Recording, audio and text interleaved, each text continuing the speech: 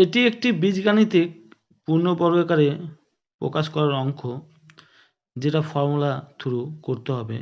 যেমন a plus B এর whole স্কোয়ারের যে ফর্মুলা হয় সেটা, নয়তোবা a মাইনাস বি এর হোল স্কোয়ারের ফর্মুলা। তো পূর্ণবর্গাকারে করতে হবে এটাকে।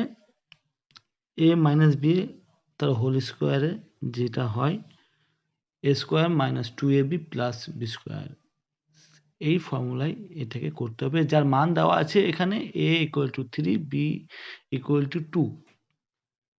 তো আমরা এবার এটাকে করব, কীভাবে করতে হয় দেখে নাও। এখানে দেওয়া আছে 25 a স্কোয়ার, মানে 5a তার হোল স্কোয়ার। এবার ফর্মুলা অনুযায়ী আমরা করব 2 ইন্টু a ইন্টু b, তাহলে 2 ইন্টু a হচ্ছে 5a, তাই তো। তো এ আমরা 5a লিখলাম, এবার বি লিখব, লাস্টে দেওয়া আছে যেটা সেটাই বি হবে, 3b, এটাকে 3b লিখলাম, প্লাস 3b হোল স্কোয়ার।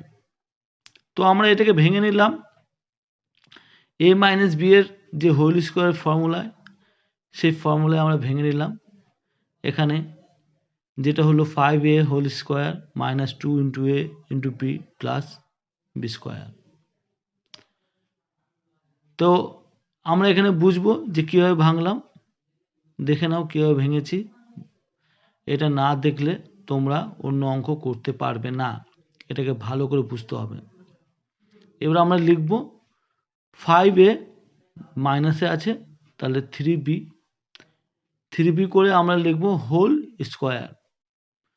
তাহলে আমরা আগেই বলেছিলাম যে a minus B whole square ফর্মুলায় এটা করতে হবে, তো আমরা করলাম। এবার আমরা সেকেন্ড ব্র্যাকেট দেবো, এই কারণে সেকেন্ড ব্র্যাকেট দেবো, যদি a এর মান মাইনাসে থাকে বা b এর মান যদি মাইনাস থাকে, তাহলে সেকেন্ড ব্র্যাকেট দিয়ে ফার্স্ট ব্র্যাকেট ক্লোজ করে দেখানোর সুবিধা হবে। তো আমরা আগেই দেখিয়ে দিলাম, ফার্স্ট ব্র্যাকেট মানে হচ্ছে মাল্টিপ্লাই সিম্বল। তো 5 ফার্স্ট ব্র্যাকেট ক্লোজ করে দিলাম 3, যার a এর মান 3, মাইনাস 3 ফার্স্ট ব্র্যাকেট ঘিরে আমরা দেবো 2, যার b এর মান 2, b ইকুয়াল টু 2। তো সেকেন্ড ব্র্যাকেট ক্লোজ করলাম, হোল স্কোয়ার।